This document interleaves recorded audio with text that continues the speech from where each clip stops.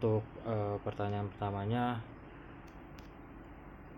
apa sih perbedaan utama gitu Om antara Ahlussunnah wal Jamaah dengan Salafi dalam memahami serta mengamalkan ajaran Islam gitu. Taruh sini aja Mas, dalam juga. Bismillahirrahmanirrahim. Menarik sekali sebenarnya ini kan gerakan keagamaan yang berdampak kepada lingkungan sosial. Dan di Indonesia sendiri sebenarnya ajaran Islam ini ya, agama Islam ini termasuk mayoritas yang mungkin kalau sekarang persentasenya sudah 85% ya. Kita pernah sampai ya mendekati 90, menurun sekarang 85%. Ya mungkin kalau di itu bisa turun lagi gitu ya.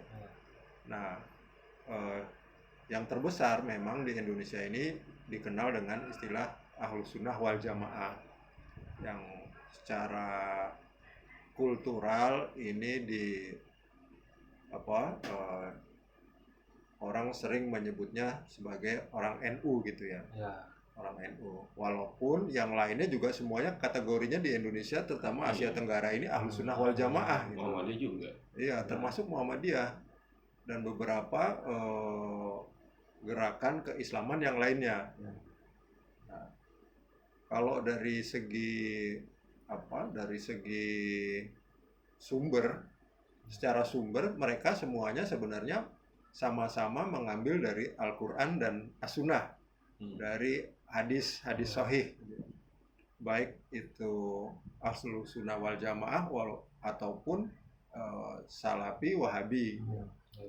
Nah, memang dua gerakan ini di Indonesia sendiri sebenarnya lebih awal Ahlussunnah wal Jamaah, walaupun belakangan juga gerakan Salafi Wahabi juga mengambil nama yang sama, dia juga sebagai Ahlussunnah wal Jamaah gitu ya. Sama-sama Ahlussunnah wal Jamaah.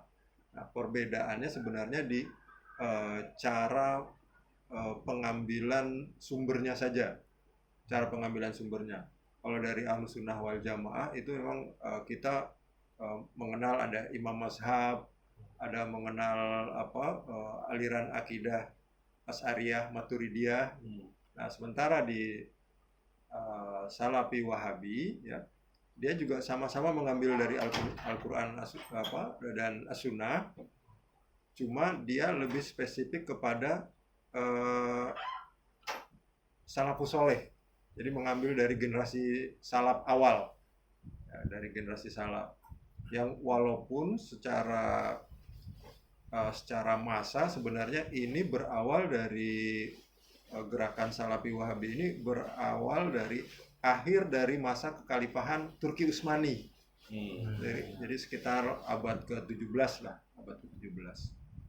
Dan kalau Ahlussunnah wal Jamaah memang ini lebih tua lagi sebenarnya, secara turun-temurun sampai ke